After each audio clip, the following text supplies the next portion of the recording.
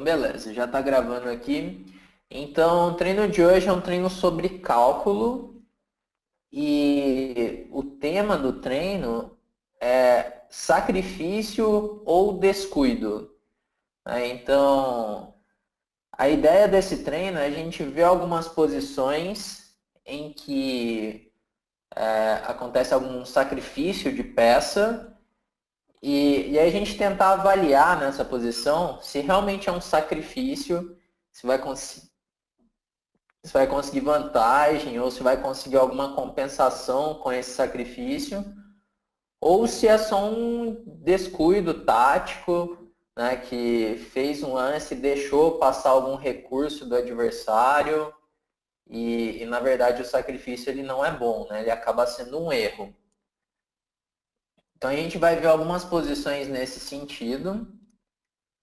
E eu separei aqui alguns exemplos, principalmente de partidas do Mikhail Tal.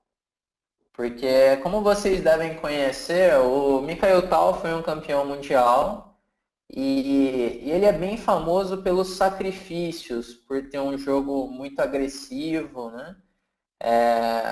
É um jogador assim que assim todos os jogadores fortes admiram, né, o Mikhail Tal, porque ele tinha uma intuição muito forte, assim, ele conseguia fazer uns lances muito difíceis, assim, baseados na intuição, e ele tinha uma habilidade de cálculo muito grande.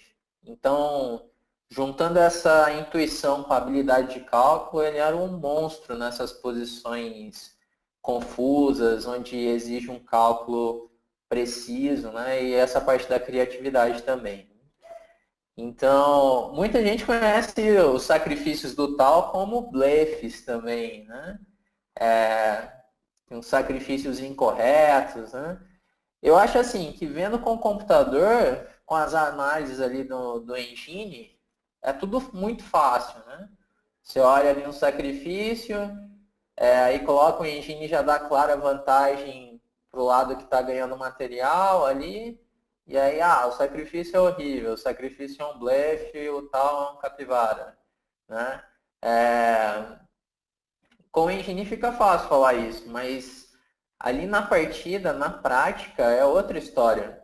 As partidas que o tal ganhava, fazendo sacrifícios, às vezes especulativos, eram partidas em cima de jogadores muito fortes na época. Então eu vou mostrar aqui alguns exemplos, partidas que o tal está enfrentando jogadores que teriam um rating equivalente a 2.650, 2.700, o rating de hoje. E os caras não conseguem defender os sacrifícios, né? Então, assim, na prática, ele criava muitos problemas ali para o adversário. Então, é longe de ser um blefe esses sacrifícios do tal. Bom, então vamos começar aqui vendo a primeira partida que eu separei. A partida foi jogada pelo Bobotsov de Brancas contra o Mikhail Tal. Então foi D4, cavalo F6, C4, G6, cavalo C3, bispo G7, E4, D6, F3. Essa aqui é a variante Semish da Índia do Rei. Então as brancas jogaram com cavalo de G2 e C5. Bom, tem várias opções aqui para o preto.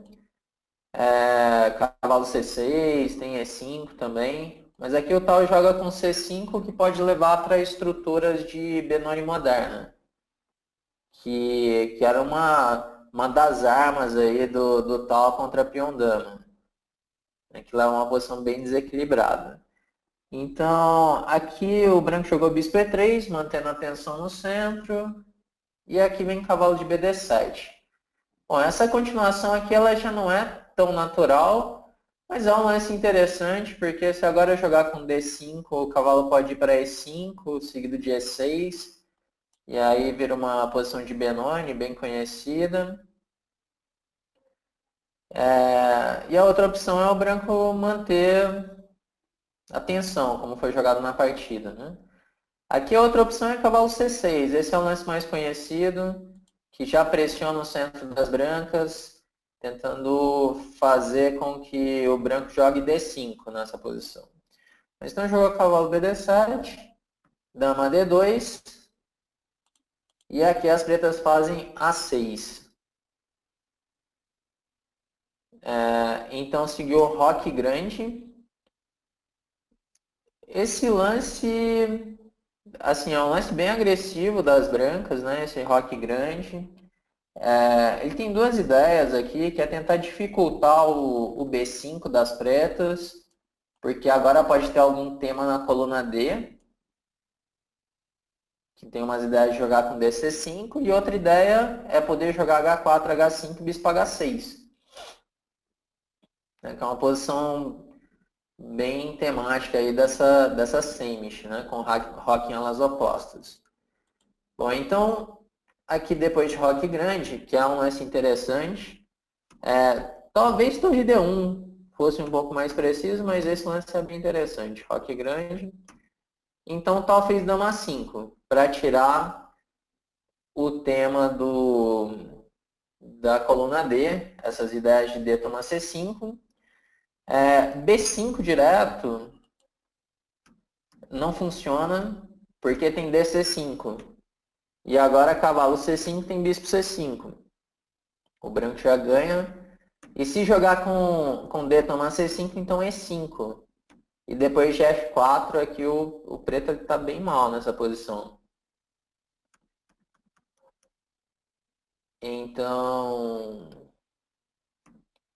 Então, uma opção aqui eu acho que é interessante seria CD4, levando para uma posição de uma Maroxy, onde o branco colocou grande, que não é muito natural isso, né?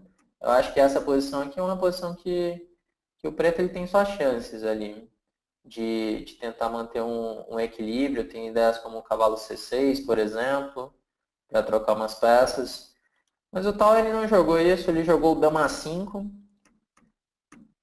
O problema é que esse dama 5 tem um lance bem simples do branco e é um lance bem forte aqui, que é um lance rei B1.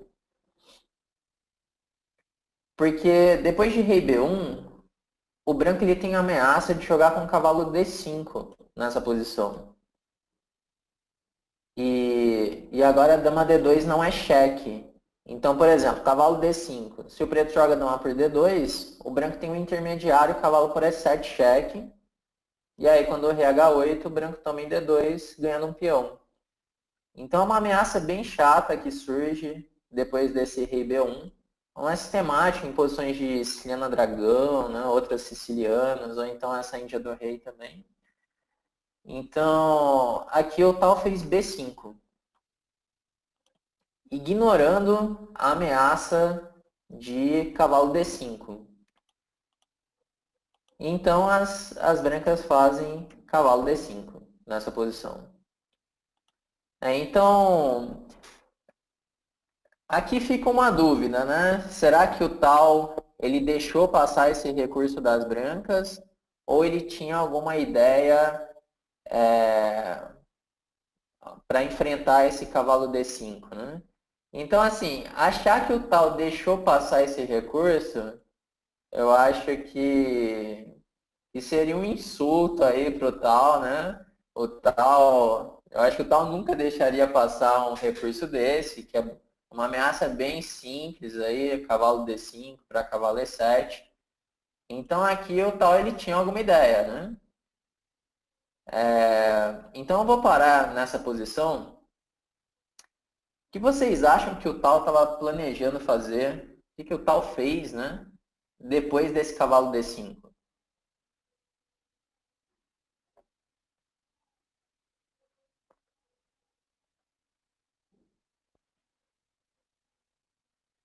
Eu acho que o jogador de brancas aqui, o Bobotsov, ele não estava esperando o lance das pretas.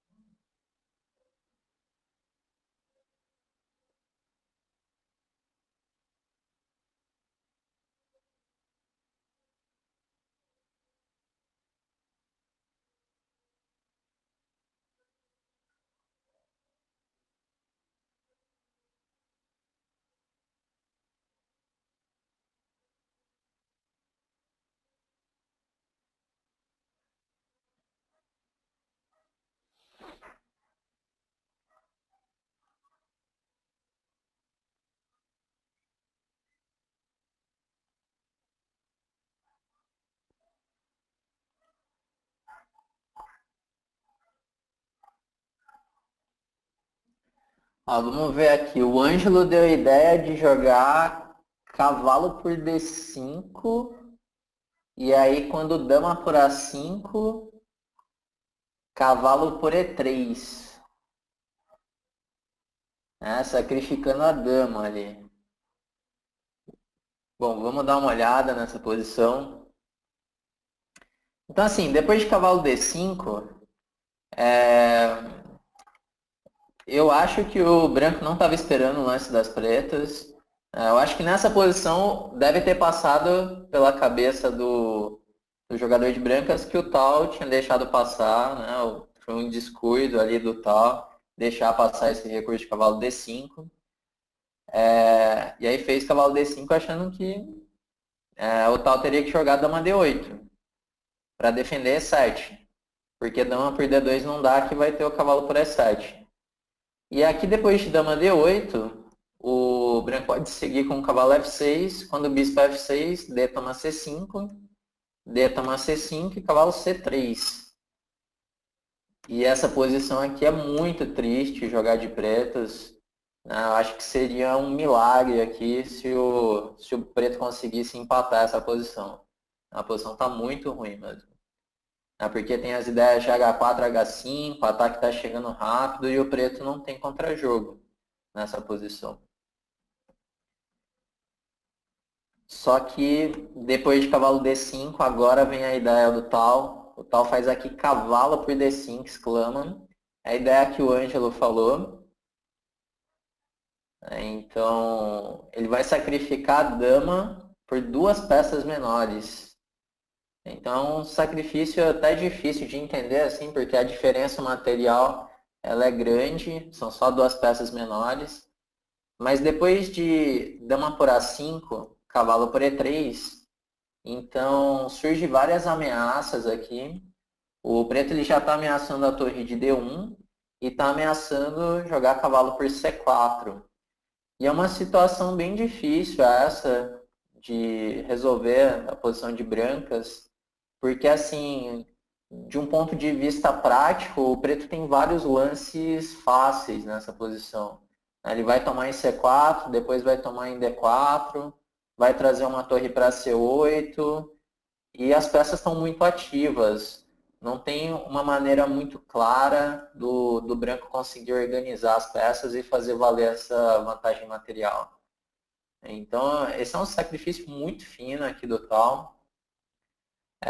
Quando coloca no computador, a princípio o computador não gosta desse sacrifício do tal, ele começa a dar uma leve vantagem para as brancas, mas ele encontra uns lances muito difíceis e se continua aprofundando, chega um momento que ele dá igualdade na posição. Então tem que deixar aprofundando bastante. Nisso a gente consegue ver a intuição do tal, porque é claro que ele não conseguiu calcular as consequências do sacrifício até o final, mas ele tinha uma intuição muito boa de entender que teria compensação e que seria mais fácil jogar de pretas essa posição, com as duas peças menores. Então, aqui o branco jogou torre C1,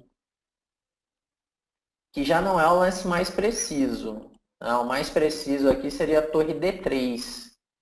Então, cavalo por C4 e agora é dama E1. E as pretas vão seguir com CD4, cavalo D4 e cavalo C5, exclama. Então as peças estão muito ativas, o branco está descoordenado. Esse torre D3 eu não acho um lance tão natural assim. Olhando ali com o computador fica...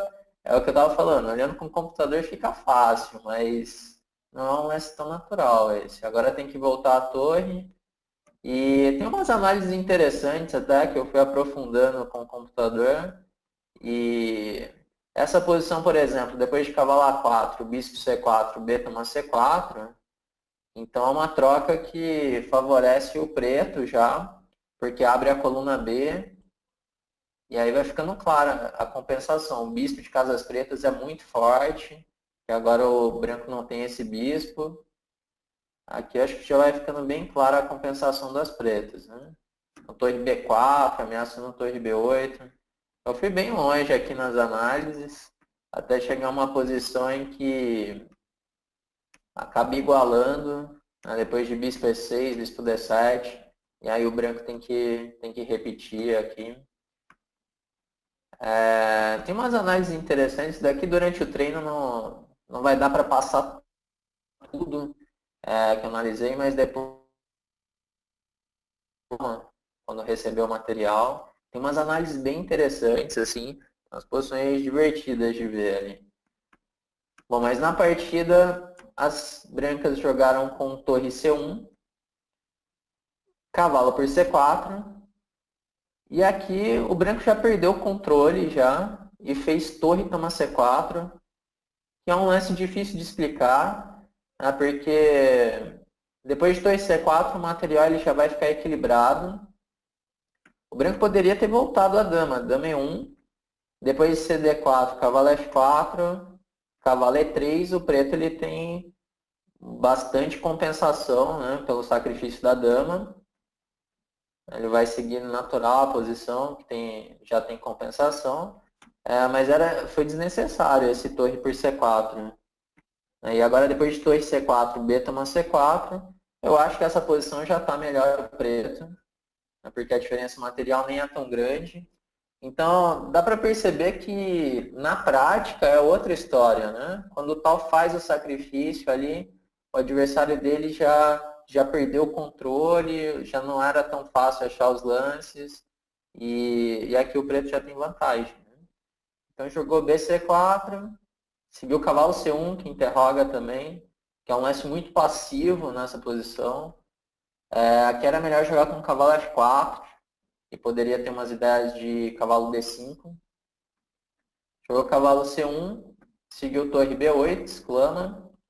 Que é um lance bem natural. O tal ele continua jogando com bastante energia, né? Cada lance ele coloca mais problemas ali para o branco resolver. Então seguiu o bispo C4 e aqui veio o cavalo B6. Aqui era mais preciso o bispo D4 direto. Ele jogou o cavalo B6 e aqui o branco tinha a chance de jogar com o bispo tomar 6, que era o único lance para manter a luta nessa posição. E aqui, provavelmente o tal fosse seguir com o bispo D4, cavalo B3, bispo E5 e jogar essa posição, né? Que continua complicada aqui, né? Se, por exemplo, bispo por C8, torre FC8, torre C1 e agora C4 e está chegando C3 e a posição parece bem difícil jogar de brancas aqui. Só que depois de cavalo B6, as brancas fizeram bispo B3, que interroga. Então, seguiu o bispo D4.